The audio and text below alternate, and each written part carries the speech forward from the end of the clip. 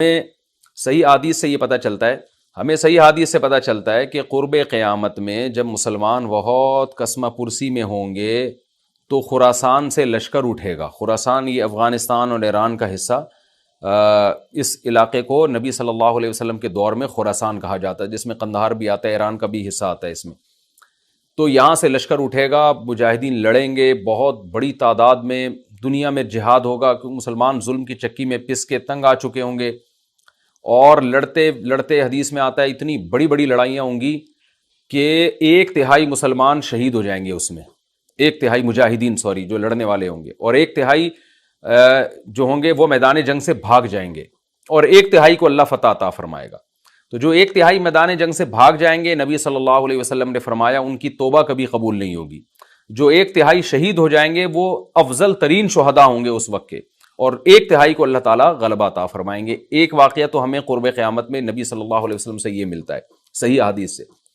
دوسرا ہمیں یہ ملتا ہے کہ قرب قیامت ہی میں مسلمان کسمہ پرسی کا شکار ہوں گے تو تلاش کریں گے حضرت مہدی کو، کیونکہ حضرت مہدی وہ شخصیت ہیں جن پہ تمام نیک لوگ جمع ہو جائیں گے اور وہ مسلمانوں کی میدان جنگ میں کمانڈ کریں گے، جہاد میں کمانڈ کریں گے. تو ان کو بیت اللہ میں تلاش کیا جائے گا. وہ رسول اللہ صلی اللہ علیہ وسلم کی اولاد میں ہوں گے، اور لوگ ان کو پہچان لیں گے، اہل اللہ پہچان کر ان کو اپنا امیر بنائیں گے، اور ان کی قیادت میں پھر لڑائی اور جہاد شروع ہوگا. اور یہ لڑائی جب دمشق میں لڑائی ہو رہی ہوگی تو دمشق میں عصر کی نماز کے وقت حضرت مہدی، میں نے جو یہ کہا کہ دمشق میں لڑائی ہو رہی ہوگی، مقصد یہ نہیں ہے کہ دمشق کوئی میدان جنگ بنا ہوا ہوگا، مقصد یہ ہے کہ وہ مجاہدین کا لشکر دمشق میں ہوگا عصر کی نماز کے وقت. لڑائی چاہے کسی اور میدان میں ہو رہی ہو، لیکن حدیث میں ہمیں دمشق کا تذکرہ ملتا ہے. تو دمشق میں حضرت شام کا تذکرہ ملتا ہے، اور جو قرائن ہمیں ملتے ہیں وہ دمشق کی ایک خاص مسجد ہے. وہ مسجد حضرت مفتی تقی عثمانی صاحب اور مفتی رفیع عثمانی صاحب نے اس کو ہائی لائٹ بھی کیا، لیکن وہ یقینی نہیں ہے. یہ خوب سمجھے، انہوں نے اس کا بھی تبصرہ کیا کہ اس کے بارے میں کوئی یقین نہیں ہے. تو حضرت مہدی عصر کی نماز پڑھا رہے ہوں گے، لوگ امامت میں آپ کے پیچھے کھڑے ہوں گے، یہاں تک کہ مسجد کے مینار پر، آج بھی وہ مینار موجود ہے جس کے بارے میں غالب گمان ہے کہ یہ وہ مینار ہے جہاں حضرت عیسیٰ علیہ السلام نازل ہوں گے. غالب گمان کے درجے میں کہا جا سکتا ہے، ورنہ پھر اسی کے اڑوس پڑوس میں کوئی مسجد ہوگی. میرا اگر شام جانا ہوا تو انشاءاللہ میں ارادہ ہے کہ میں ولاگ میں اس مسجد کا بھی تذکرہ کروں گا، اس جگہ کا بھی تذکرہ کروں گا. لیکن میں پہلے یہ بات بتا دوں کہ وہ 100% یقینی نہیں ہے. ایسا نہ ہو کہ اس مسجد کے مینار پہ چڑھ کے لوگ جو ہے وہ اس کے کوئی مینار کو ہی چاٹنا شروع کر دیں تبرک کے طور پہ. تو عصر کی نماز کا ٹائم ہوگا، حضرت عیسیٰ ابن مریم علیہ الصلاۃ والسلام فرشتوں کے کندھوں پہ ہاتھ رکھ کے نیچے اتریں گے نماز کے ٹائم پہ، یعنی آسمان سے مینار تک آئیں گے، اور پھر مینار سے آپ کے لیے سیڑھیاں لگائی جائیں گی. سیڑھیوں کے ذریعے مینار سے نیچے اتریں گے اور لوگ ان کو پہچان لیں گے. حضرت مہدی ان کو امامت کے لیے آگے کریں گے کہ آپ اللہ کے ایک پیغمبر ہیں، آپ نماز پڑھائیے. حضرت عیسیٰ علیہ السلام انہی کو آگے رکھیں گے، اور اس طرح کا مفہوم ہے حدیث میں کہ اللہ نے اس کام کے لیے آپ کو ہی منتخب کیا. کیا مطلب یہ امامت اس امت کا حق ہے. تو حضرت عیسیٰ ابن مریم علیہ الصلاۃ والسلام کا جو کام ہوگا وہ جہاد ہے، اور یہودیوں سے انتقام لینا، کیونکہ یہودیوں نے اپنے خیال میں حضرت عیسیٰ کو قتل کیا تھا، تو اللہ نے یہودیت ہی کے خاتمے کے لیے اور دجال کے خاتمے کے لیے عیسیٰ ابن مریم کو نازل کیا ہے. حضرت مہدی سے پہلے ہی دجال ظاہر ہو چکا ہوگا. دجال کے بارے میں حدیث میں آتا ہے کہ ہر پیغمبر نے اپنی امت کو دجال کے فتنے سے ڈرایا ہے. اچھا، یہ دجال ایک ایسی شخصیت ہے جس کا یہودی انتظار ہم سے زیادہ کر رہے ہیں، کیونکہ یہودی اس کو اپنے لیے نجات دہندہ سمجھتے ہیں، جبکہ حدیث میں آتا ہے کہ دجال کانا ہوگا اور اس کا خدائی کا دعویٰ ہوگا. اس کے پاس کچھ ایسی طاقتیں ہوں گی کہ مردے کو زندہ کر دے، زندہ کو مار دے. ایک طرف اس کے باغ ہوگا، ایک طرف اس کے آگ ہوگی. جو اس پر ایمان لائے گا اس کو باغ میں داخل کرے گا، اور جو اس پر ایمان نہیں لائے گا اس کو آگ میں داخل کرے گا. اور رسول اللہ صلی اللہ علیہ وسلم نے فرمایا اس کی جو آگ ہے حقیقت میں وہ جنت کا باغ ہوگا، اور اس کا جو باغ ہے حقیقت میں وہ جہنم کی آگ ہوگی. تو جو نبی کی باتوں پہ یقین کرتے ہیں وہ دجال کے فتنے سے محفوظ رہیں گے. اور حدیث میں سورہ کہف کی بھی تلاوت کا حکم ہے. جمعے کے دن جو کہف کی تلاوت کرتا ہے اللہ اس کو دجال کے فتنے سے محفوظ رکھتا ہے. اب آپ دیکھیں یہ سورہ کہف میں ہی قیامت کی علامات کا تذکرہ ہے نا، تو شاید اسی وجہ سے کیونکہ جو سورہ کہف پڑھتا رہے گا وہ یاجوج ماجوج کے واقعات بھی پڑھتا رہے گا اور اللہ کی قدرت کے واقعات بھی پڑھتا رہے گا، تو دجال کے فتنے سے اللہ اس کو اس برکت سے بچا کے رکھیں گے، فتنے سے محفوظ رکھیں گے. تو وہ ایسی طاقتیں دکھائے گا، بے وقوف لوگ اس پہ ایمان لے آئیں گے. حدیث میں آتا ہے کہ کانا کبھی بھی خدا نہیں ہو سکتا، یعنی اس کی تو ایک آنکھ ہوگی نہیں، لیکن بے وقوف لوگ اس کے یہ کچھ ظاہری کمالات دیکھیں گے، یہ نہیں دیکھیں گے کہ یہ تو شکل بھی اس کی اچھی نہیں ہے، یعنی خدا کم از کم جمال والا ہوتا ہے نا، یہ تو ہے بھی کانا، اور اس کے بڑا بڑا کافر بھی لکھا ہوا ہوگا واضح طور پر، جس سے پتا چلے گا۔ لیکن احمق اور بیوقوف لوگ جیسے روحانی عامل کو کچھ شعبدے دیکھ کر ان پہ سے متاثر ہو جاتے ہیں نا، روحانی عاملوں کے شعبدے دیکھ کے، تو ایسے ہی دجال کے شعبدے دیکھ کے متاثر ہوں گے۔ تو بہت لوگوں کو، خلقت کو، بہت بڑی امت کو گمراہ کرے گا دجال، اہل اللہ کو اللہ تعالیٰ اس کے فتنے سے محفوظ رکھے گا۔ پھر حضرت عیسیٰ ابن مریم جب نازل ہوں گے تو وہ دجال کو قتل کریں گے۔ حدیث میں آتا ہے کہ نیزے کے ذریعے گھوڑے پہ بیٹھ کے قتل کریں گے۔ علماء نے اس حدیث کا دو مطلب بیان کیے ہیں کہ یا تو اس کا مطلب یہی ہے کہ واقعی گھوڑے پہ بیٹھیں گے، نیزہ استعمال کریں گے، اور زمین جو ہے وہ اتنی پہلے اس سے جنگیں ہو چکی ہوں گی کہ لوگ دوبارہ تلواروں گھوڑوں کی طرف آ جائیں گے۔ اس بات کا امکان ہے، ہر ملک ایٹمی طاقت بن چکا ہے، تو اگر یہ ایٹم بم سارے ملک آپس میں چلا دیں تو ہم دوبارہ گدے گھوڑوں والی زندگی پر آ جائیں گے، ٹیکنالوجی ساری تباہ و برباد ہو جائے گی، انسان کی ترقی۔ تو اس بات کا بھی امکان ہے کہ کوئی اس سے پہلے ہو سکتا ہے کوئی ایسی جنگ عظیم ہو کہ انسانیت دوبارہ پہاڑوں پتھروں کے دور میں آ جائے۔ لیکن ظاہر یہ معلوم ہوتا ہے کہ رسول اللہ صلی اللہ علیہ وسلم نے جو کلام کیا ہے، ظاہر ہے اس دور کے لحاظ سے جو لوگوں کے، جہاں تک جو لوگوں کی مینٹل اپروچ ہے وہاں تک، تو نبی صلی اللہ علیہ وسلم میزائل یا اور ٹینکوں کا تذکرہ کرتے تو کیا سمجھ میں آتا؟ تو گھوڑے سے مراد ہے جو اس زمانے کا گھوڑا ہوگا، اور نیزے سے مراد ہے اس زمانے کا جو اسلحہ ہوگا، کیونکہ نیزہ نبی کے دور کا ایک مناسب اسلحہ تھا اور گھوڑا نبی کے دور کی میدان جنگ کی ایک مناسب سواری تھی۔ تو اس سے یہ بھی پتہ چلتا ہے کہ ہو سکتا ہے عیسیٰ ابن مریم نیزے کے بجائے کلاشنکوف کا استعمال کر لیں، تو یعنی وہ نیزہ جو ہے وہ اس کلاشنکوف کی یا جو بھی اسلحہ اس وقت حضرت عیسیٰ ابن مریم استعمال کریں گے اس کی ایک تعبیر ہے، تو اس کا بھی پورا امکان ہے۔ تو ہمیں بہرحال اتنا ایمان ہمارے لیے ضروری ہے کہ دجال کو قتل کرنے والی جو ذات ہے، جو شخصیت ہے، وہ عیسیٰ ابن مریم علیہ الصلاۃ والسلام ہے۔ تو حضرت عیسیٰ کے ذریعے اللہ تعالیٰ دجال کو قتل کریں گے، اور حضرت عیسیٰ کی قیادت میں زبردست جہاد ہوگا۔ حدیث میں آتا ہے کہ عیسیٰ ابن مریم اس دنیا کو امن سے بھر دیں گے، اتنا امن ہو جائے گا اور اتنی مالی فراوانی ہوگی، اتنی مالی، کیونکہ دنیا میں مال بہت ہے، ڈسٹریبیوشن صحیح نہیں ہے، جو تقسیم ہے نا مال کی وہ ظالمانہ ہے، جس کی وجہ سے غریب غریب سے غریب تر ہے، امیر امیر سے امیر تر ہے۔ حضرت عیسیٰ ابن مریم ایسا نظام قائم کریں گے کہ جس سے مال کی صحیح تقسیم، اور لوگ اٹھیں گے زکوٰۃ کا مستحق تلاش کریں گے، اور لوگوں کو زکوٰۃ کا مستحق نظر نہیں آئے گا، غریب تلاش کرنا مشکل ہو جائے گا۔ یعنی ایک آدمی، حدیث کا مفہوم ہے کہ زکوٰۃ لے کے گھومتا رہے گا اور اس کو کوئی غریب نہیں ملے گا، اتنی مالی فراوانی ہو جائے گی۔ پھر ترمذی کی روایت میں آتا ہے کہ اللہ کی طرف سے برکتیں ایسی نازل ہوں گی کہ بڑے بڑے انار پیدا ہوں گے، بڑے بڑے انگور پیدا ہوں گے، زمین اپنی برکتیں کھول دے گی، اور حضرت عیسیٰ علیہ السلام خنزیر کو بھی دنیا سے ختم کر دیں گے، خنزیر کی نسل کو ختم کر دیا جائے گا، وَيَضَعُ الْجِزْيَةَ، اور جزیہ کا نظام ختم، اما الاسلام و اما السیف، یا تو تلوار یا اسلام، اس کے علاوہ نہیں۔ تو نبی صلی اللہ علیہ وسلم کو اللہ نے جس مقصد کے لیے دنیا میں بھیجا تھا، اس مقصد کی جو تکمیل ہے وہ عیسیٰ ابن مریم کے ذریعے۔ باقی اس میں حکمتیں کیا ہیں، اس پر میرے الگ سے بیانات موجود ہیں کہ اللہ نے حضرت عیسیٰ ابن مریم کا انتخاب کیوں کیا اس کام کی تکمیل کے لیے، اسی امت میں کوئی کیوں منتخب نہیں کر لیا، یا یہ کہ پیغمبر صلی اللہ علیہ وسلم ہی کے ذریعے پوری دنیا میں اسلام کو غالب کر دیا جاتا، اس میں کیا حکمتیں ہیں، اس پر میرے الگ سے بیانات موجود ہیں۔ ابھی تو میں کوشش کرتا ہوں کہ تفسیر سے میں جو ٹو دا پوائنٹ بات ہے اس سے یہاں اس لیکچر میں نہ ہٹوں۔ تو اسی وقت حضرت عیسیٰ ابن مریم اس کو یاجوج ماجوج کو قتل کریں گے اور دنیا انصاف سے بھر جائے گی، اور اللہ تعالیٰ نے جو پیغمبروں کو دنیا میں بھیجا تھا اس کا مقصد کیفیت اور کمیت دونوں لحاظ سے حاصل ہو جائے گا۔ اس کے بعد پھر آہستہ آہستہ دنیا میں زوال شروع ہوگا، اور پھر جب پوری دنیا کے لوگ زوال کا شکار ہوتے ہوتے کفر کی طرف جائیں گے، گناہوں کی طرف، اور حدیث میں آتا ہے جب تک ایک شخص بھی اللہ کا نام لینے والا ہوگا اس دنیا پر قیامت نہیں آئے گی، یہاں تک کہ آخری شخص جب دنیا سے اٹھے گا جو اللہ کا نام لیا کرتا تھا، تو اس کے بعد اللہ تعالیٰ سور پھونکیں گے، جبریل کو حکم دیں گے سور پھونکنے کا، اور اس دنیا کو تباہ و برباد کر دیا جائے گا۔ تو آگے قرآن کہتا ہے وَنُفِخَ فِي الصُّورِ، اور پھر سور میں پھونکا جائے گا، فَجَمَعْنَاهُمْ جَمْعًا، پھر ہم ان تمام انسانوں کو جمع کر دیں گے، وَعَرَضْنَا جَهَنَّمَ يَوْمَئِذٍ لِّلْكَافِرِينَ عَرْضًا، اور قیامت کے دن ہم جہنم کو، یومئذ جس دن ایسا ہوگا یعنی جس دن سور پھونکا جائے گا، یہ دوسرا سور مراد ہے، للکافرین عرضا، کافروں کے سامنے پیش کر دیں گے، الذین کانت اعینہم فی غطاء عن ذکری، یہ وہ لوگ ہیں جن کی آنکھیں میری یاد سے پردے میں پڑی ہوئی تھیں، یعنی میری یاد کی چیزیں ان کو نظر ہی نہیں آتی تھیں، غفلت میں پڑی ہوئی تھی جن کی آنکھیں، وَكَانُوا لَا يَسْتَطِيعُونَ السَّمْعَ، اور یہ سننے کی صلاحیت بھی نہیں رکھتے تھے، نہ حق بات سنتے تھے نہ حق دیکھتے تھے، بس اپنے خواہشات کی جو چیزیں ہیں وہ ان کو اچھی لگتی تھیں اور وہی ان کو سمجھ میں آتی تھیں۔ تو یہ ہمارا رکوع الحمدللہ کمپلیٹ ہو گیا۔ اس رکوع میں ہمیں بہت سارے اسباق ملتے ہیں، میں نمبر وار اس کو مختصراً بیان کر دیتا ہوں۔ پہلی بات تو یہ کہ دیکھیں اللہ تعالیٰ نے کیسے کیسے بادشاہ دنیا میں بھیجے ہیں اور کتنے پاورفل بادشاہ۔ حضرت ذوالقرنین کا نام ہی قرن والا، دو کناروں والا، زمین کے بہت بڑے حصے کو حضرت ذوالقرنین نے فتح کیا۔ اور اللہ کے نیک بندے کیسے اللہ کے راستے میں لڑتے رہے ہیں۔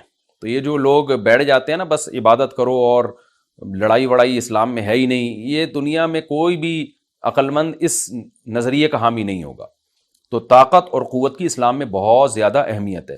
اس سے ہمیں یہ بھی پتہ چلتا ہے کہ اپنے ملک کی، خاص طور پر اسلامی ملک کی جو فوجی قوتیں ہیں، جو فوجی طاقتیں ہیں، ان کی ہمیں قدر کرنی چاہیے، کیونکہ اگر کوئی بھی ملک عسکری لحاظ سے کمزور ہو جائے، کیونکہ اللہ تعالیٰ تو جو عسکری لحاظ سے طاقتور قومیں تھیں اللہ نے ان کا کتنا تذکرہ کیا، ہاں وہ اللہ کے باغی نہ ہوں۔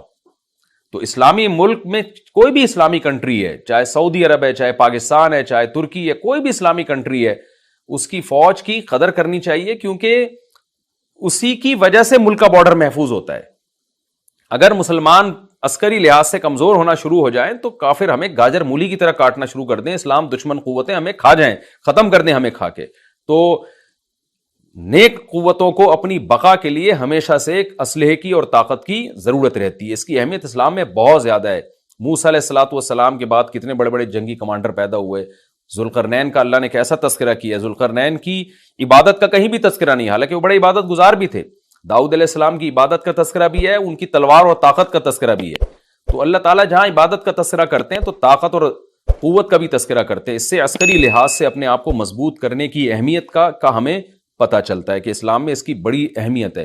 کسی بھی اسلامی ملک کی فوج کا مورال کسی بھی لحاظ سے ڈاؤن نہیں ہونا چاہیے، اور عسکری لحاظ سے وہ کسی بھی لحاظ سے کمزور نہیں ہونی چاہیے، اور اس کو چاہیے کہ اعدوا لهم ما استطعتم من قوہ پر عمل کرے، کہ قرآن کہہ رہا ہے روز بروز اپنی طاقت اور قوت میں اضافہ کرنے کی کوشش کرو۔ اس سے مسلم قوم کو کبھی بھی غافل نہیں ہونا چاہیے، اور کوئی بھی ایسا کام جس سے مسلمان قوتیں اور طاقتیں کمزور ہونا شروع ہو جائیں، اس کام سے ہمیں بچنا چاہیے۔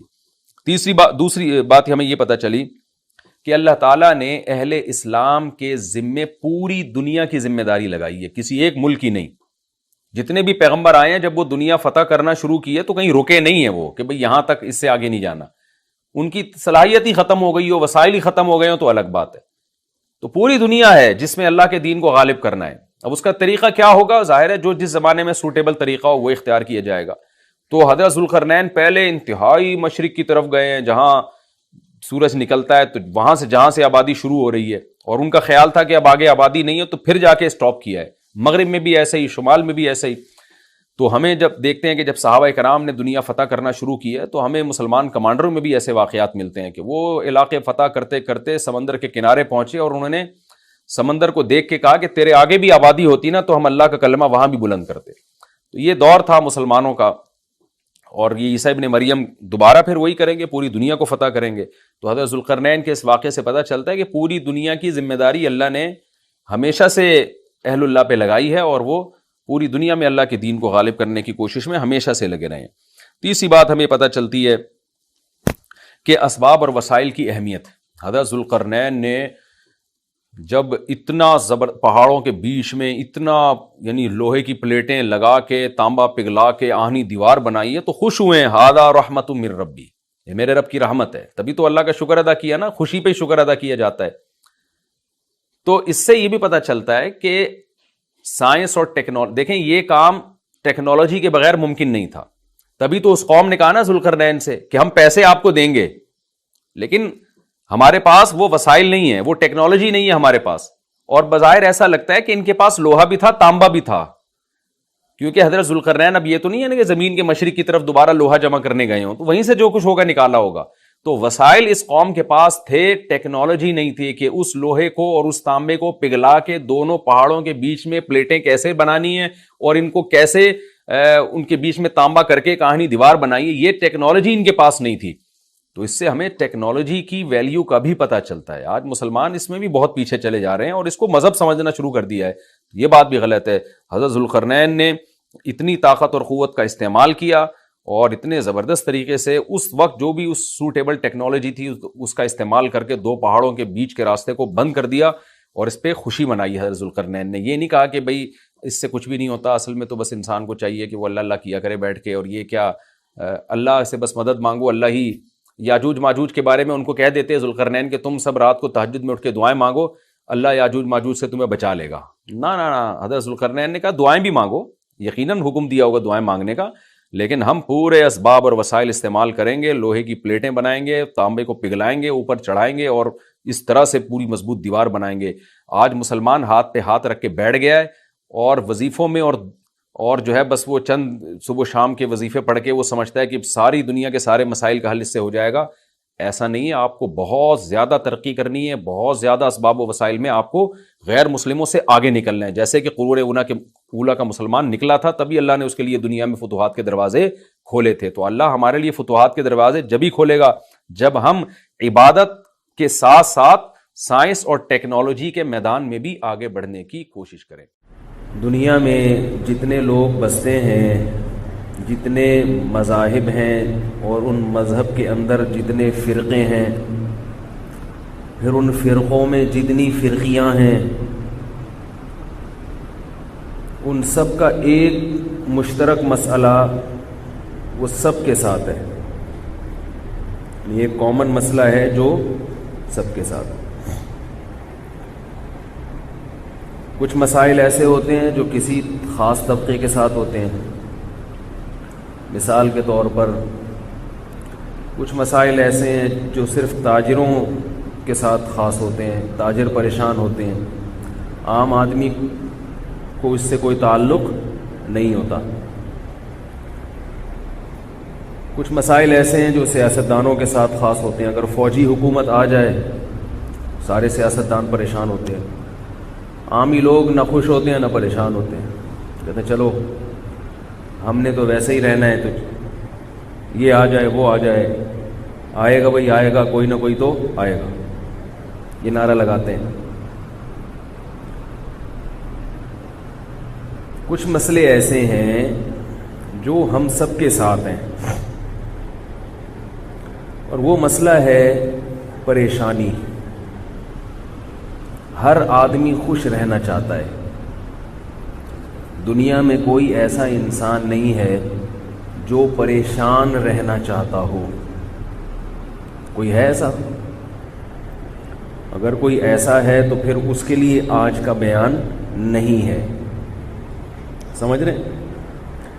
ہر شخص کیا چاہتا ہے کہ میں خوش رہوں. پریشانی کوئی بھی نہیں چاہتا کہ میں پریشان ہوں. لیکن مسئلہ یہ ہے کہ پریشانی کو دور کرنے کے لیے وہ جو طریقے استعمال کرتا ہے ان طریقوں سے پریشانی بڑھتی ہے, کم نہیں ہوتی. یہاں تک سمجھ میں آ گئی بات؟ کیا خیال ہے بھائی؟ یعنی دعویٰ میرا سمجھ میں آ گیا؟ دعویٰ اس کی مثال ایسے ہے جیسے پرندے کو شکار کرنے کے لیے جب جال بچھایا جاتا ہے اور پرندہ اس جال میں پھنس جائے تو پرندہ اس جال کے جنجال سے نکلنے کی کوشش میں اور پھڑکتا ہے. پھڑپڑاتا ہے کہ نہیں پھڑپڑاتا؟ تو اس سے وہ جال کے اندر جال سے نکلتا ہے یا اور پھنستا چلا جاتا ہے؟ بولو بھائی. پھنستا چلا جاتا. جتنا تڑپو گے جال کے اندر, جال گھسے گا کھال کے اندر. جتنا ہلے گا نا پرندہ جال کے اندر, جال اور اس میں پھنس جائے گا. تو دنیا پریشان ہے, لوگ ڈپریشن کے مریض بن رہے ہیں. اسٹریس ایک لوگوں کا ایک بہت بڑا مسئلہ بن چکا ہے. پہلے نہیں تھا یہ, پہلے یہ چیزیں نہیں تھیں. پریشانی کو دور کرنے کے لیے, اچھا پہلے میں پرندے کی مثال مکمل کر لوں کہ پرندہ جب پھڑ پھڑاتا ہے تو وہ اور جال کے اندر گھستا ہے۔ اگر وہ کسی عقل مند سے پہلے سے پوچھ لیتا کہ اگر میں کبھی جال میں پھنس جاؤں تو مجھے کیا کرنا ہے، پہلے سے تیاری کرتا، تو اسے بتایا جاتا کہ بڑی تمیز کے ساتھ ہلے جلے بغیر، دل تو بہت چاہے گا ہلوں، مگر ہلنے کے علاوہ ہر کام کرنا ہے، ہلنا نہیں، یعنی جس چیز کا سب سے زیادہ دل چاہے گا وہی کام نہیں کرنا۔ یہ پہلی شرط ہے جال سے نکلنے کی۔ بات آ رہی ہے؟ جال سے نکلنے کی پہلی شرط کیا ہے کہ جس کام کا سب سے زیادہ دل چاہے وہی کام نہیں کرنا، جبکہ پرندہ وہ کام کرتا ہے جس کا اس کا سب سے زیادہ دل چاہتا ہے، ہلوں نکلوں اور پھنسے گا۔ یہ تو شرط ہے، یہ علاج نہیں ہے۔ جیسے حکیم دوا دیتے ہیں نا، یہ گولی کھانی ہے بشرطے کہ چاول سے پرہیز، ٹھنڈے پانی سے پرہیز، وہ تو کرنا ہی کرنا ہے، اس کے بعد علاج شروع ہوگا۔ یہ جو لوگ عشق مجازی میں مبتلا ہو جاتے ہیں نا، عشق مجازی آج کل مارکیٹ میں بہت چل رہا ہے، موضوع کو آپ پکڑ کے رکھیں، کہیں پرندے والی مثال سے لے کے آگے چلوں گا، بات سے بات درمیان میں آتی ہے نا۔ عشق مجازی میں لوگ مجازی سمجھتے ہیں انسانوں کا عشق، اس میں آج کل پبلک بہت زیادہ مبتلا ہو رہی ہے۔ کوئی کسی کے اسٹائل پہ مر رہا ہے، کوئی کسی کی شکل پہ مر رہا ہے، کوئی کسی کی مسکراہٹ پہ مر رہا ہے یا مر رہی ہے، دونوں قسم کی چیزیں مارکیٹ میں بہت، کیونکہ فلمیں عام ہو گئیں، اور یعنی میڈیا پہ تو یہی دکھایا جا رہا ہے نا، ڈراموں اور فلموں میں، وہ اس پہ مرتا ہے، وہ اس پہ مرتی ہے، اور کوئی کچھ دکھا ہی نہیں رہے، کوئی ڈھنگ کی چیز، بس یہی دکھاتے ہیں، وہ اس پہ عاشق، وہ اس پہ عاشق، وہ اس پہ لٹو، وہ اس پہ عاشق، اس کا اسٹائل۔ قوم کے پست ترین لوگ قوم کے عزت دار بن چکے ہیں، جو قوم کے ذلیل ترین لوگ تھے وہ قوم کے سب سے زیادہ عزت دار۔ کسی زمانے میں گویے اور میراثی ڈھولکی ہے، ان کی کوئی عزت نہیں تھی، لوگ ایسے خاندان میں رشتہ کرنا پسند نہیں کرتے تھے جن کا میراثیوں اور ڈھولکیوں سے تعلق۔ قرب قیامت ہے، نبی صلی اللہ علیہ وسلم نے فرمایا، جس کا مفہوم ہے کہ قیامت میں ہر کام الٹا ہوگا۔ حدیث میں قرب قیامت کی جتنی مثالیں ملتی ہیں نا، ان مثالوں سے یہ اصول سامنے آتا ہے کہ ہر چیز الٹ جائے گی، ہر چیز، یعنی نیچر سے انسان بغاوت کرے گا، یہ نیچر سے ہی تو بغاوت ہے، گے سیکس کو الاؤ کر دیا، نیچر سے ہی تو بغاوت ہے۔ لوط علیہ السلام کی قوم بھی یہ کام کرتی تھی، مردوں سے لڑکوں سے بدکاری، مگر اس کو اچھا نہیں سمجھتی تھی۔ لوط علیہ السلام کے سامنے لوط علیہ السلام نے جب اپنی قوم کو سمجھایا کہ یہ حرام ہے، چھوڑ دو، برائی ہے، تو قوم نے یہ نہیں کہا کہ نہیں یہ برائی نہیں ہے، قوم نے کہا کہ اگر آپ نیک اور پاک صاف ہیں تو آپ ہمارا علاقہ چھوڑ دیں، یہاں اتنے نیٹ کلین لوگ نہیں چل سکتے ہمارے ساتھ، کچھ ماحول کے ساتھ آپ کو چلنا پڑے گا۔ قوم نے کیا کہا کہ اگر آپ زیادہ پاکیزہ ہیں آپ علاقہ چھوڑ دیں، ہم تو ایسے ہی ہیں۔ لیکن اگر وہ آج کی قوم ہوتی تو وہ قانون پاس کروا لیتی اپنی اسمبلی سے کہ اب تو ہم یہ کام کھلے عام کریں گے، اب تو ہمارے پاس سرٹیفکیٹ ہے اس کا۔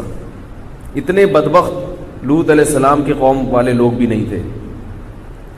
تو قرب قیامت ہے، حدیث میں آتا ہے کہ لوگ قیامت کے قریب ایسا ہوگا کہ بیل پر ایک آدمی سواری کرے گا اور بیل اسے یہ کہے گا الہذا خلقت، کیا اللہ نے مجھے اس لیے بنایا تھا۔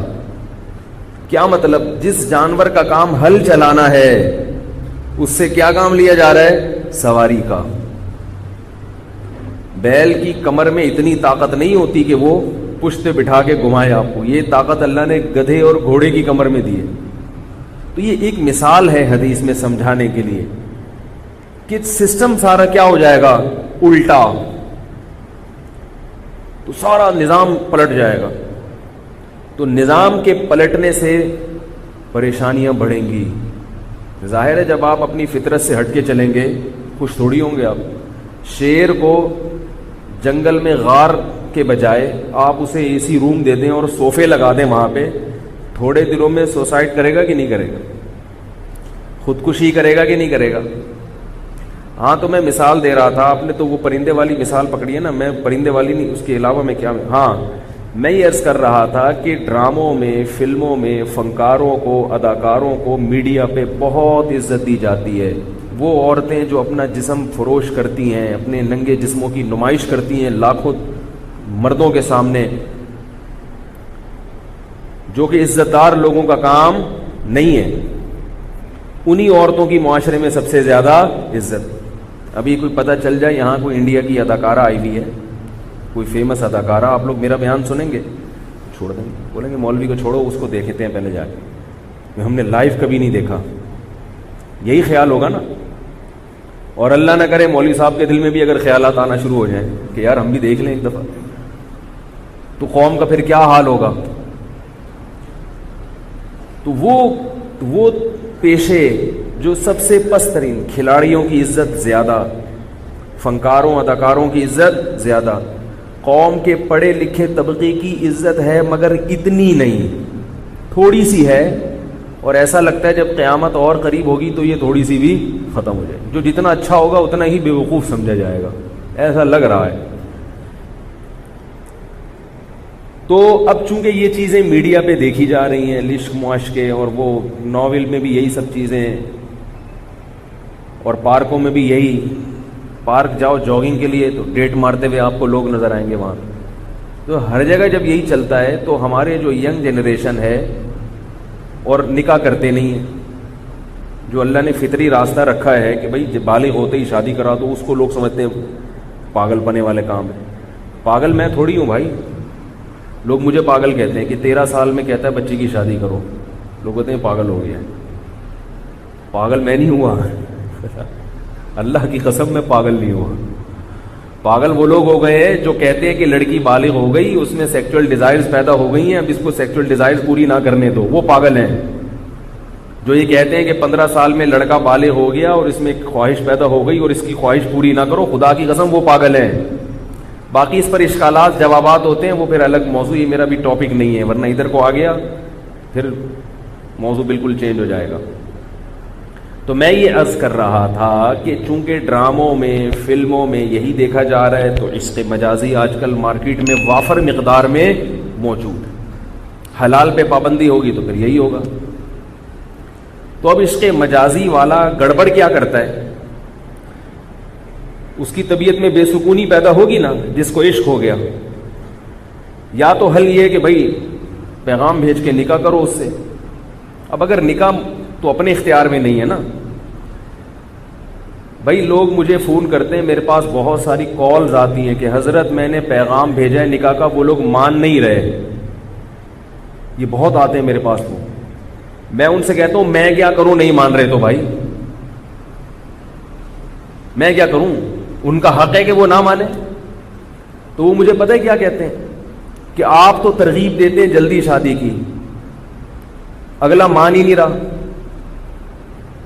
کیسی باتیں کرتے ہو یار، میرے بیان کو کیوں غلط رخ پہ لے کے جاتے ہو؟ میں نے آپ کو جلدی شادی کی ترغیب دی ہے، لڑکی کو تھوڑی کہا کہ آپ پیغام بھیجیں تو اس سے ضرور کر دینا، مجھے کیا پتا آپ کون ہیں۔ ان کو پورا حق ہے کہ وہ آپ کے رشتے کو مسترد کر دیں، اس لیے کہ وہ آپ کے سمجھ میں نہیں آ رہے، ان کو حق ہے، ان کو اس بیس پہ اللہ نے مکمل اختیار دیا۔ بھائی وہ سمجھ میں آ رہا ہے کریں، نہیں آ رہا تو نہیں کریں۔ اگر اچھا رشتہ نہیں ملتا تو 13 سال میں لڑکی کی شادی مت کرو، پھر 60 سال بھی ہو جائیں تو مت کرو، بٹھاؤ اس کو گھر میں، کسی الٹے سیدھے آدمی سے کر دینا جلد بازی میں، اس سے بہتر ہے کہ لڑکی کو گھر بٹھا کے بوڑھا کر دو، بغیر نکاح کے گھر میں رکھو۔ جلدی شادی جب ہے جب اس کے مناسب رشتہ بھی تو مل جائے نا، نہیں مل رہا تو پھر تھوڑی ہے۔ تو مجھے فون کر کے کہتے ہیں کہ حضرت وہ مجھے محبت ہو گئی ہے، میں شادی کرنا چاہتا ہوں، وہ کر نہیں رہے۔ پرسوں کسی کا فون آیا کسی خاتون کا کہ میں یونیورسٹی میں کوئی لڑکا ہے اس کو پسند کرتی ہوں، میں اس سے شادی کرنا چاہتی ہوں، وہ کر نہیں رہا، آپ کوئی بتائیں کہ کیسے وہ لوگ مان جائیں۔ میں نے کہا محترمہ یہ ٹائم شرعی مسائل کے پوچھنے کا ہے، 10 سے 10:30 رات کو، اور صبح 4:30 سے 5۔ یہ مسائل پوچھنے کا ٹائم ہے، لڑکے دلانے کا اور لڑکوں کو لڑکیاں دلانے کا ٹائم نہیں. اور میں نے یہ کہہ کے لائن کاٹ دی. پھر ان کا فون آیا. اب مجھے تو نہیں پتا ہوتا وہی نمبر ہے دوسرا نمبر ہے، تو کالز کا ایک رش ہوتا ہے. میں نے اٹھایا. کہہ رہی آپ مفتی کس بات کے ہیں؟ آپ نے لوگوں کو یہ ٹائم دیا کیوں ہے؟ پھر آپ نے لوگوں کو یہ ٹائم دیا، آپ نے مسائل حل کرنے کا ٹائم دیا ہے نا، تو میرا مسئلہ حل کریں. جب آپ نے یہ ٹائم مسائل حل کرنے کے لیے دیا ہے تو مسئلہ ہے نا میرا، حل کریں. میں نے کہا خدا کی قسم یہ مسئلہ کوئی بھی حل نہیں کر سکتا. ایسے تو ہمارے ساتھ اس قسم کے بہت سے مسائل رہے ہیں، اس قسم کے مسئلے تو ہمارے ساتھ، جس نے زیادہ شادیاں کرنی ہوں اس کے ساتھ تو اس قسم کے مسئلے زیادہ ہوتے ہیں. ورنہ میں نے کہا ہم تو پھر دنیا میں ہی جنت میں کے مزے لے رہے ہوتے ہیں. ایسا تھوڑی ہوتا ہے. ٹرائی کرو، ہو گیا ٹھیک ہے، نہیں ہے تو کہیں اور ٹرائی مارو. اگلا آپ کا پابند تھوڑی ہے. تو وہ خاتون نے کہا کہ نہیں، کچھ ایسا وظیفہ بتائیں پڑھنے کو، کچھ ایسا عمل بتائیں اور حساب و کتاب لگا کے بتائیں کہ وہ لوگ کیوں نہیں کر رہے. یہ کیونکہ لوگوں کی سوچ ہے یہ آج کل، اس لیے میں سب کے سامنے یہ واقعہ بتا رہا ہوں. حساب کتاب کر کے بتائیں کہ وہ لوگ راضی کیوں نہیں ہو رہے. میں نے کہا ان سے تو کہا نہیں، زیادہ میں باتیں نہیں کرتا. تو میں نے جو آپ لوگ کو کہہ رہا ہوں، جو میں ان سے کہنا چاہتا تھا کہ میں نے ابھی حساب کتاب لگا لیا ہے. حساب کتاب میں آیا ہے کہ وہ اس لیے نہیں کر رہے کہ ان کو آپ لوگ پسند نہیں، ان کو آپ لوگ پسند نہیں، اس لیے نہیں کر رہے. حساب کتاب ہے. ان کا خیال تھا کہ یہ کہے گا کہ کسی نے کچھ کرا دیا ہے، کوئی بندش ہے. بھائی پسند نہیں آ رہے تو کچھ بندش ہو نہ ہو، جب پسند ہی نہیں آ رہے آپ کو وہ پسند ضرور تھوڑی اس کو بھی آپ لوگ پسند ہو. نہیں آ رہے پسند اس کو، نہیں وہ مجھے چاہیے، وہ مجھے ہر قیمت پہ چاہیے. میں نے کہا عمل الانسان ما تمنا، قرآن کے الفاظ ہیں کہ انسان کو ضروری نہیں کہ وہ مل جائے جس کی وہ تمنا کرتا ہو. اس لیے کھجل خواری کے سوا کچھ بھی نہیں ہے، سوائے روڈ ناپنے کے کچھ بھی حاصل نہیں ہوگا. تو جب نہیں دے رہے اور کوئی ایسا وظیفہ نہیں ہے خامخواہ کہ، میں نے کہا جو وظیفے اگر اس طرح کے ہوتے تو وظیفے بتانے والوں کی سب کی وہیں ہوتی جہاں وہ چاہ رہے ہوتے. وظیفے بتانے والوں کی، جو یہ وظیفے بتاتے ہیں نا آپ کو کہ یہاں ہو جائے گی وہاں ہو جائے گی، ان سے جا کے پوچھو تم جہاں چاہتے تھے وہاں ہوئی؟ نہیں ہوتی. اور اگر بالفرض ہو گئی تو یہ بہت سے بیزار ہوتے ہیں، تو یہ وظیفہ پڑھ کے جان کیوں نہیں چھڑا لیتے؟ یہ بھی اتنے ہی پریشان ہوتے ہیں، تبھی تو یہ وظیفے سینٹر کھول کے بیٹھے ہوتے ہیں. ان کو کہیں سے کچھ مل نہیں رہا ہوتا ہے، انہوں نے کہا چلو وظیفہ سینٹر کھولو، وہیں سے کماؤ کچھ پیسہ ویسا، یا لوگوں کو مائل کرو اپنی طرف. تو یہ جو عشق مجازی ہے آج کل مارکیٹ میں چل رہا ہے. واٹس ایپ کا زمانہ ہے، فیس بک کا زمانہ ہے، اس سے بڑے مسائل کھڑے ہو گئے اور ہر قسم کے طبقے میں یہ بیماری پھیل گئی ہے. تو اگر اللہ نے حلال آپشن رکھا ہے وہ لوگ مان جائیں تو نکاح ہے، نہیں ہے تو سوائے پریشانی کے کچھ بھی حاصل بولو نا بھائی نہیں ہو. اب اس پریشانی کا جو علاج ہے، جو عشق مجازی میں مبتلا ہوتا ہے، وہ اس کا علاج کیا کرتا ہے؟ بھڑکنا، تڑپنا، ہائے ہوئے بس مل جائے، کسی طرح بات کروں، کسی طرح اس سے کال کروں، کسی طرح میں رابطہ کروں. اس سے معاملہ ختم ہونے کے بجائے عشق کیا ہوتا ہے؟ اور پیدا ہوتا ہے.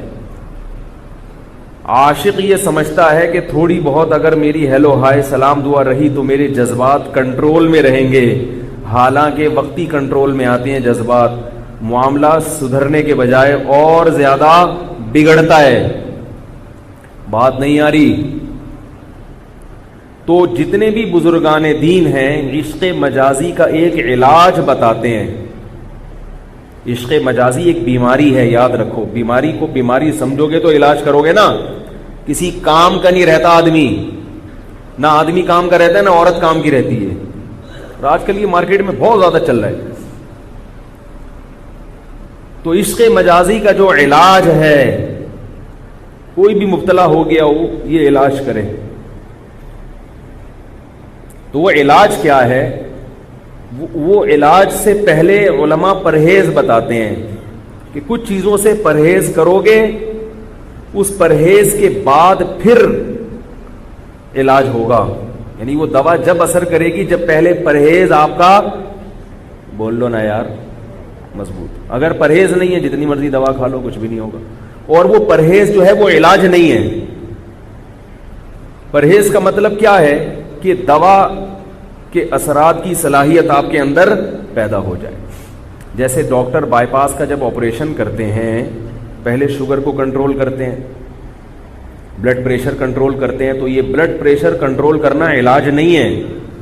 شوگر کنٹرول کرنا کا بائی پاس کا علاج یعنی دل کا علاج نہیں ہے یہ، بلکہ یہ دل کا جو اصل علاج ہے آپریشن، اس کی آپ کے اندر صلاحیت پیدا ہو جائے. جب وہ صلاحیت پیدا ہوگی تو پھر اس کا علاج ہوگا. ورنہ شوگر کا مریض، بلڈ پریشر کا مریض علاج کا اہل نہیں ہے، علاج کی اس میں صلاحیت نہیں ہے. اس کا سینہ پھاڑ دیں گے وہ ویسے ہی مر جائے گا. بات آ رہی ہے سمجھ میں؟ تو کسی کو بھی کہیں آنکھ مٹکا ہو گیا، پہلے تو میں یہ بتا دوں کہ یہ پیدا کیوں ہوتا ہے. یہ آنکھ مٹکے سے پیدا ہوتا ہے. آنکھ مٹکا سمجھتے ہیں؟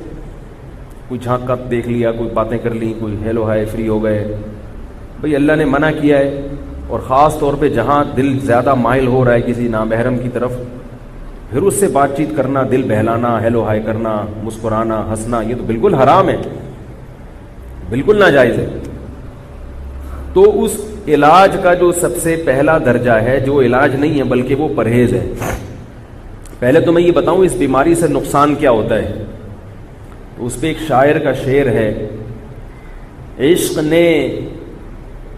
نے اظہر نکما کر دیا ورنہ ہم بھی آدمی تھے کام کے. سمجھ آ رہی ہے بات؟ عشق نے ہم کو نکما کر دیا ورنہ ہم بھی آدمی تھے کام کے.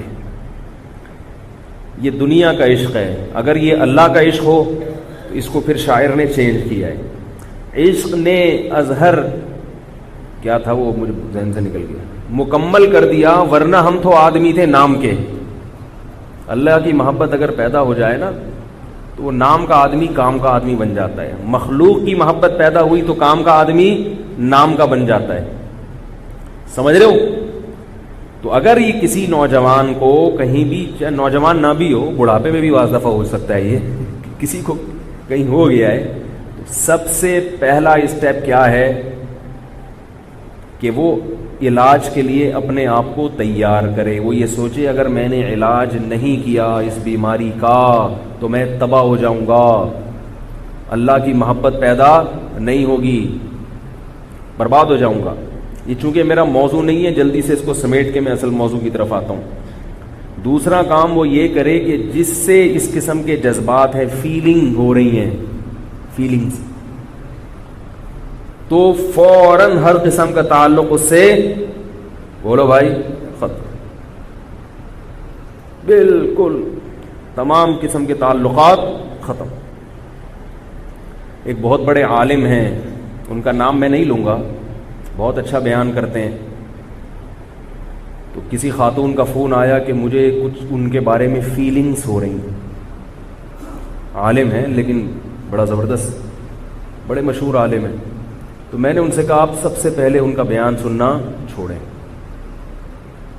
عالم کا بیان بھی چھوڑ دیں. گلوکار کے گانے جیسے چھوڑے جائیں گے ایسے ہی ایسی خاتون کے لیے اس عالم کے بیان کو بھی چھوڑنا لازم ہے. چھوڑ دیں، کیونکہ بیان کے اثرات کم ہو رہے ہیں، خود ان کی اپنے اثرات، ان کی اپنی پرسنالٹی کے اثرات زیادہ ہو رہے ہیں. ہم ایک پنجاب میں ایک بہت بڑے خطیب تھے، بہت خوبصورت آواز تھی ان کی، ان کا بھی نام نہیں بتاؤں گا، سب جانتے ہیں لیکن اچھا نہیں ہے. بہت خوبصورت آواز تھی، بڑا پیارا بیان کرتے تھے. اس وقت ویڈیو بیانات نہیں ہوتے تھے، آڈیو چلتے تھے. تو ایک خاتون کا ہمارے حضرت کے پاس فون آیا کہ میں ان کی آواز پہ لٹو ہو گئی ہوں. لٹو سمجھتے ہیں؟ لٹو اس قسم کے موقع پہ آدمی پہ گھومنے لگتا ہے نا، تو لٹو ہو گئی ہوں. اور صبح سے لے کے رات تک، رات سے لے کے صبح تک انہی کے بیان چل، صرف آواز میں دلچسپی تھی ان کو. تو حضرت نے فرمایا اس خاتون سے آپ ان کے بیان سننا چھوڑ دیں، بالکل پابندی ختم. سخت پابندی لگا دی، ساری کیسٹیں نکال دیں ان کی گھر سے. تو جس سے عشق ہوا ہے کسی مرد کو عورت سے یا عورت کو مرد سے، تو سب سے پہلے اس سے ہر قسم کا تعلق، بولو بھائی، ختم۔ اس پہ تکلیف ہوگی، یاد ستائے گی، اسٹائل یاد آئیں گے، مسکرانا یاد آئے گا، آنے دیں۔ کسی کے یاد آنے پر گورنمنٹ کی طرف سے کوئی پابندی نہیں ہے، اس سے پریشان نہ ہو کہ یار یہ یاد، میں نے تو تعلقات ختم کر دیے، اب بھی وہ یاد کیوں آ رہا ہے یا آ رہی ہے، کیوں ہو رہا ہے؟ اس پہ کوئی گناہ نہیں ہے، کیونکہ یہ غیر اختیاری ہے۔ اللہ کی رحمت ہے کہ گناہ اختیاری چیزوں پہ ملتا ہے، غیر اختیاری چیزوں پہ گناہ، بولو بھائی، نہیں ملتا۔ جو چیز اختیار میں نہیں ہے اس پہ گناہ بھی نہیں، تو آنے دی، یاد آئے۔ یہاں تک کہ اس محبوب کی یاد میں گھٹ گھٹ کے مر بھی گئے تو بھی کوئی گناہ نہیں ہے، کیونکہ یہ مرے اس لیے کہ تعلق ختم کیا ہے اس سے۔ اگر اس سے مل جاتا اور خوشی میں مر جاتے تو جہنم میں جاتے ہیں، غلط طریقے سے اگر مل جاتا وہ، نہیں ملا اور غم میں مر گئے، ثواب ہے، کیونکہ آپ نے اللہ کی خاطر ایک غم اٹھایا ہے، ثواب ہے۔ تو تعلق ہر قسم کا ختم۔ اور ایک چیز کیش کرا لیں اس وقت، بڑی پیاری مثال دی ہے حضرت حکیم الامہ مولانا اشرف علی تھانوی رحمہ اللہ نے، اس لیے تو ان کو حکیم کہا گیا ہے نا کہ ان کی کلام میں حکمت کی باتیں ہیں۔ جو لوگ حکیم الامہ پہ اعتراضات کرتے ہیں ان سے بولو تم اپنا کوئی بزرگ دکھاؤ ہمیں، تم اپنا کوئی، صدیوں میں تمہارے باپ داداؤں میں کوئی بزرگ گزرا ہو تو دکھاؤ۔ جن کا کوئی بزرگ ہی نہیں ہوتا نا، ان کو دوسروں کے بزرگوں پہ اعتراضات ہوتے۔ ہمارے کم از کم بزرگ تو ہے نا، سلسلہ ہے ہمارا، ان پہ اعتراضات بھی ہوتے ہیں، کیونکہ ظاہر ہے وہ انسان تھے، ان سے غلطیاں بھی ہوئی ہیں۔ ہم نے کب کہا کہ وہ فرشتے ہیں یا وہ پیغمبر ہیں؟ لیکن بزرگ ہیں، اور وہ غلطیاں جو آپ کہتے ہیں وہ تو غلطیاں ہیں ہی نہیں، وہ تو آپ نے پروپیگنڈا کیا ہوا ہے ان کے خلاف، وہ تو پروپیگنڈا ہے۔ ایک صاحب نے، میں نے حضرت حکیم الامہ کی شخصیت پہ بیان کیا تھا نا کچھ دن پہلے کہ وہ جو کلمہ ان کی طرف منسوب ہے اس کا یہ مطلب ہے۔ کسی نے کمنٹس کیے کہ ہر قیمت پہ اپنے بزرگوں کا آپ لوگ دفاع کرتے ہو، ان کو فرشتہ بنا دیا آپ لوگوں نے۔ حالانکہ اعتراض یہ ہونا چاہیے، جس نے اعتراض کیا اس پر، کہ ہر قیمت پہ بزرگوں پہ طنز کرنے والے کا آپ نے دفاع ہی کرنا ہے، چاہے اس کا کتنا ہی معقول جواب مل جائے۔ بزرگوں کا دفاع کرنے والا غلط نہیں ہوتا، بزرگوں پہ ہر قیمت پہ طنز کرنے والا وہ قابل اعتراض ہوتا ہے۔ اہل اللہ کی محبت کا اللہ نے حکم دیا ہے، صحیح حدیث ہے، من عادی لی ولیا فقد آذنتہ بالحرب، جو میرے کسی دوست سے دشمنی کرے گا میرا اس کے خلاف اعلان جنگ ہے، صحیح حدیث ہے۔ کسی کا بزرگ ہونا، اللہ والا ہونا ثابت ہو جائے تو پھر اس سے ہمیں محبت کا حکم ہے۔ اور یہ بات یاد رکھو، سعید ابن مسیب رحمہ اللہ تعالی بہت بڑے تابعی گزرے ہیں، یہاں تک کہ کہا جاتا ہے کہ تابعین میں سب سے اونچا مقام سعید ابن مسیب کا ہے۔ ایک قول ہے یہ، ان کا یہ کہنا ہے کہ میں نے لوگوں کے حالات جب دیکھے تو مجھے کوئی ایسا شخص نظر نہیں آیا جس کے اعمال میں صرف نیکیاں ہی نیکیاں ہوں، کوئی خامی نہ ہو، اور کوئی ایسا شخص نظر نہیں آیا جس کے اعمال میں صرف برائیاں ہی برائیاں ہوں، کوئی نیکی، بول لو یار، نہ ہو۔ تو فرمایا کہ اب میں نے اچھائی اور برائی کا جو معیار بنایا کہ اچھا کون ہے برا کون ہے، اس کا جو کرائیٹیریا ہے وہ یہ نہیں ہے کہ جس کے 100% اچھا ہو وہ اچھا ہے، اور برا وہ ہے جو 100% برا ہو۔ فرمایا اس طرح تو دنیا میں پیغمبر کے سوا کوئی بھی اچھا نہیں اور کوئی بھی برا نہیں، جبکہ دنیا میں ہمیشہ اچھے اور برے لوگ موجود رہیں گے۔ تو فرمایا کہ پھر میں نے کہا کہ اچھا وہ ہے جس میں اچھائیاں زیادہ ہیں، برا وہ ہے جس میں برائیاں زیادہ ہیں۔ نہیں آ رہی میرا خیال ہے۔ اور یہ بھی یاد رکھو، یہ جو اچھا وہ ہے جس میں اچھائیاں زیادہ ہیں، یہ کوانٹٹی کے اعتبار سے نہیں، یہ کوالٹی کے اعتبار سے۔ یہ بہت ٹیکنیکل پوائنٹ ہے، سمجھ میں آ جائے، کیونکہ جو ماضی کے قریب کے پروفیسر ہیں وہ دین کا کام بھی بہت کر رہے ہیں۔ ایک صاحب ہیں جن کا میں اکثر تذکرہ کرتا رہتا ہوں محبت سے، انہوں نے حضرت عیسیٰ کی حیات کا انکار کر دیا، انہوں نے یونیورسٹی کے طلباء کو رمضان کا روزہ چھوڑنے کی اجازت دے دی کہ کل پیپر ہے تو روزہ چھوڑ سکتے ہیں آپ، ٹھیک ہے نا, اس قسم کی بہت ساری چیزیں مارکیٹ میں لے آئے وہ. انہوں نے جنت کی حوروں کا انکار کیا, انہوں نے کہا یہی دنیا کی عورتیں ریپیئرنگ کے بعد آپ کو وہاں ملیں گی. ہم یہ کہتے ہیں کہ یہ والی بھی ریپیئرنگ کی ملیں گی, اور اللہ نے جنت کی مٹی سے بھی الگ سے حوروں کو بنایا ہوا ہے جنتیوں کے لیے, وہ بھی ملیں گی. سب ملے گا انشاءاللہ, بس پہنچ جائیں وہاں پہ آپ کسی طریقے سے, وہ بھی ملیں گی. انا انشأناہن انشاء فجعلناہن ابکارا, فرمایا ہم نے ان کو وہیں سے بنایا بالکل, اور ان کو کنواری بنا دیا. لم یطمثہن انس قبلہم ولا جان, ابھی کھلکھلائی آئی ہے آپ لوگ کے چہروں کو. ابھی دیکھو ایسے پورا بیان سنو گے تو بات کرنے میں مزہ آئے گا. ایسے مرجھائے مرجھائے بیٹھ رہے تھے, بوڑھے بھی خوش ہو رہے ہیں, جوان بھی خوش ہو رہے ہیں ماشاءاللہ.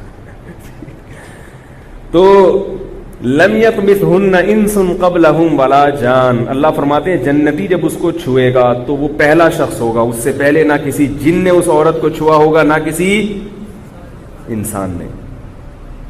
تو یہ سب جنت کی عورتوں پہ یہ چیزیں فٹ آتی ہیں, دنیا کی عورتوں پہ یہ فٹ نہیں آتی. دنیا کی عورتوں میں کچھ پاک دامن بھی ہوتی ہیں, اور جیسے میں نے بتایا تھا نا آج کل جو سب تو نہیں ہے لیکن جو ماحول بن رہا ہے, ایک آدمی نے کہا کہ میں ایسی لڑکی سے شادی کروں گا بہت عفیف پاک دامن. جب نکاح ہوا تو خود کے درجنوں لڑکیوں سے چکر بازیاں تھیں. لڑکی ایسی چاہیے تھی کہ بالکل جس نے کبھی دنیا میں اپنے محرم کے علاوہ کوئی مرد ہی نہ دیکھا ہو. بھائی جیسے خود ہو اس قسم کی تلاش کر لو. تو جب نکاح ہوا تو بیگم سے کہا کہ بیگم آج سے تم میری کائنات, مقصد اس کا سہیلیوں کے نام نہیں تھا, کائنات سے مراد یعنی کائنات, آج سے تم میری کائنات, تم میری مسرت یعنی میری خوشی بھی تم ہی میری کائنات ہو, تم ہی میری راحت ہو, تم ہی میری مسرت ہو. وہ سمجھی کہ اپنی گرل فرینڈز کے نام بتا رہے ہیں, یعنی سب کو چھوڑ دیا, آج سے سب کائنات بھی میری تم, مسرت بھی میری تم, اور راحت بھی تم. تو وہ کہتی ٹھیک ہے آج سے غفار بھی تم, ستار بھی تم, کلیم بھی تم, آج سے وسیم بھی تم, سلیم پان والا بھی تم, وسیم کباڑیا بھی تم, سب تم. وہ حیران ہو گئے بھائی یہ کیا کر رہی ہے بھائی. تو یہ تو دنیا میں ہو رہا ہے. اللہ نے جنت کی عورت کے بارے میں کیا کہا, لم یطمثہن انس, اور غامدی صاحب کہتے ہیں کہ یہی والی, صرف یہی والی ملیں گی. تو ہم کہتے ہیں یہ والی بھی ملیں گی انشاءاللہ, ریپیئرنگ ہوگی ان کی جیسے کہ آپ کی بھی ریپیئرنگ ہوگی. اور پھر انشاءاللہ جنت کی کچھ مخصوص عورتیں ہیں جو اللہ نے مشک و عنبر سے بنائی ہیں. حور مقصورات فی الخیام, خیموں کے اندر اللہ نے ان کو ہمیشہ کے لیے بند کر دیا ہے. اور یہ کس کو ملیں گی, جب بات چل پڑی ہے تو تھوڑی سی میں مکمل کر لوں, یہ ملیں گی کس کو, یہ بڑا اہم موضوع ہے. دنیا میں اس قسم کی عورتیں کس کو ملتی ہیں, پیسہ جس کے پاس ہو. کأنہن الیاقوت والمرجان, اللہ فرماتے ہیں اتنی خوبصورت جیسے یاقوت اور مرجان. بیض مکنون, چھپائے ہوئے انڈے جیسے ہوتے ہیں نا, کوئی داغ دھبا نہیں ہوتا. حور عین, خوبصورت آنکھوں والی, گورے رنگ والی, بہت اللہ نے کواعب اترابا, خوبصورت جوان. یہ ساری صفات اللہ نے جنت کی عورت کی بیان کی. اگر اس ڈیزائن کی کوئی عورت دنیا میں ہو تو وہ کس کو ملتی ہے, غریب کو ملتی ہے.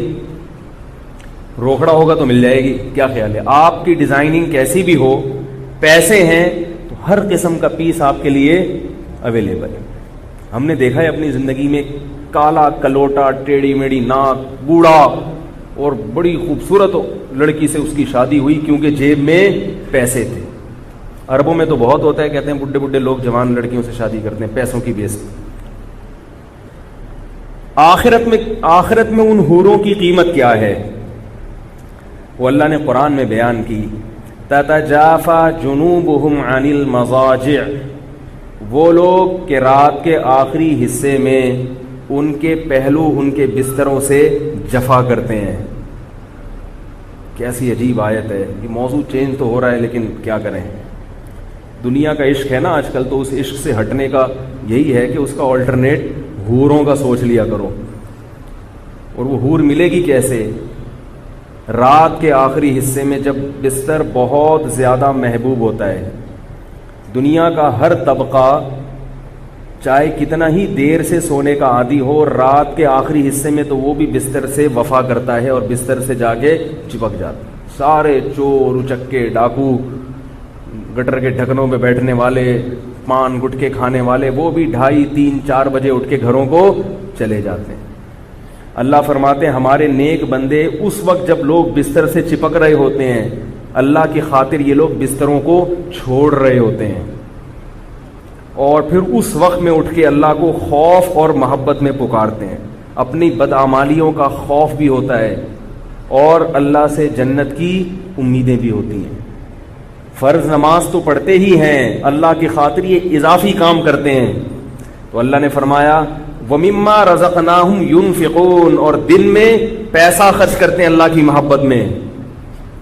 آپ کو ایسے لوگ بھی ملیں گے جو بہت پیسہ خرچ کر رہے ہیں مساجد میں، مدارس میں، لیکن عبادت میں پیچھے ہیں۔ ایسے بھی ملیں گے نماز روزے کے بڑے پابند، لیکن پیسہ خرچ کرنے میں کنجوس۔ اللہ فرماتے ہیں کہ دونوں صفات اگر جمع کر لیں، عبادت کی کثرت اور خوب اللہ کی راہ میں مال خرچ کرنا صرف اللہ کے لیے، دکھانے کے لیے نہیں دنیا کو، تو اللہ فرماتے ہیں فَلَا تَعْلَمُ نَفْسٌ مَّا أُخْفِيَ لَهُم مِّن قُرَّةِ أَعْيُنٍ، کسی نفس کو خبر نہیں ہے کہ ان لوگوں کی آنکھوں کی ٹھنڈک کا کیسا سامان ہم نے چھپا کے رکھا ہوا ہے۔ چھپانے کا ذکر اس لیے کیا کہ اگر اللہ پردے اٹھا دے تو پھر ساری دنیا اسی لائن پہ، اسی ٹریک پہ چلنا شروع ہو جائے گی۔ چھپی ہوئی چیزیں ہیں، جن کا غیب پر ایمان ہے، اللہ کے وعدوں پر یقین ہے، وہ یہ قربانیاں دیتے ہیں۔ جن کا یقین نہیں ہے وہ اس کو دنیا کی فضول ترین حرکت سمجھتے، فجر کے فرض نہیں پڑھے جاتے، وہ رات کو تہجد کہاں سے پڑھیں گے؟ وہ سمجھتے ہیں مولوی لوگ اور یہ تبلیغ والے بیوقوف ہوتے ہیں، خام خواہ میں صبح اٹھ کے بیٹھے ہوئے ہوتے ہیں۔ ہمارے ایک رشتہ دار کو لاہور جانا تھا، تو فلائٹ ان کی جو تھی صبح 6 بجے کی فلائٹ تھی، تو انہوں نے اپنا ٹکٹ کسی اور کو دے دیا۔ بولا میں صبح 6 بجے نہیں اٹھ سکتا بھائی، میں 11 بجے ہی جاؤں گا۔ آپ صبح 6 بجے چلے آئیں، ہم 11 بجے سے پہلے فلائٹ مس کروا دی انہوں نے کہ میں نہیں جاؤں گا۔ تو اللہ نیند ایسی محبوب چیز ہے انسان کو، تو نیند قربان کر دینا اللہ کی خاطر، ان کو یہ چیزیں ان کو ملیں گی۔ خواتین بھی بیان سنتی ہوں، کہتی ہیں ہم کو کیا ملے گا؟ تو بھائی آپ کو یہی والے ملیں گے، لیکن ریپیئرنگ ہو جائے گی ان کی۔ میں بار بار بتاؤں گا یہ اس ڈیزائن میں نہیں ملیں گے، ریپیئرنگ کے بعد ملیں گے۔ بعض کو تو کھول کے دوبارہ جوڑا جائے گا، کیونکہ بعض ایسے لوگ بھی ہیں وہ ریپیئرنگ سے صحیح ہونے والے نہیں ہیں۔ سمجھ میں آ رہی ہے بات؟ تو خیر، میں یہ عرض کر رہا تھا کہ اگر اس طرح کا کسی کو ہو گیا ہے تو اس کا علماء بزرگان دین علاج کیا بتاتے ہیں کہ پہلا تو یہ ہر قسم کا تعلق اس سے ختم کر دیا جائے، پھر بھی اگر اور جان کر اس کے بارے میں سوچا نہ جائے۔ یہ نہیں کہ لیٹے میں رات کو تو پھر اسی کے تصورات، دن میں بھی اسی کے خیالات، جان کر غیر اختیاری آ رہے ہیں تو، اور اپنے آپ کو مصروف رکھیں۔ جو آدمی مصروف رہتا ہے اس کے پاس ان فضولیات کا ٹائم نہیں ہوتا۔ میں نے دیکھا ہے جو مصروف زندگی گزارتے ہیں ان کو عشق معاشقے نہیں ہوتے۔ صبح اٹھیں، ایکسرسائز کریں، نماز پڑھیں، اپنا نہائیں دھوئیں، تلاوت کریں قرآن کی، پھر جو آپ کا کام ہے مطالعہ کریں، اسٹڈی کریں، آفس کے کام نمٹا دیں، صبح 9-10 بجے چلے جائیں، پھر دوپہر تھکے ہوئے آدھا گھنٹہ قیلولہ کر لیں، پھر اپنا کام نمٹا کے گھر آئیں، پھر کوئی ایکٹیویٹیز اپنے لیے رکھ لیں، تفریح کی بھی ایکٹیویٹیز رکھ سکتے ہیں۔ تو سارا دن مصروف رہیں گے، فضولیات کے لیے آپ کے پاس ٹائم بولو نا یار نہیں ہوگا، زندگی اچھی گزرے گی آپ کی۔ مصروف آدمی کبھی ڈپریشن کا مریض نہیں بنتا، ڈپریشن کے مریض ہمیشہ فارغ لوگ بنتے ہیں، الا ماشاء اللہ کبھی اللہ کی قدرت ہو تو ایک الگ بات ہے، اللہ مصروف کو بھی بنا دیتے ہیں، لیکن عام طور پر ایسا نہیں ہوتا۔ تو پہلا حل کیا ہے عشق مجازی کا کہ اس سے ہر قسم کا تعلق ختم کر دیا جائے۔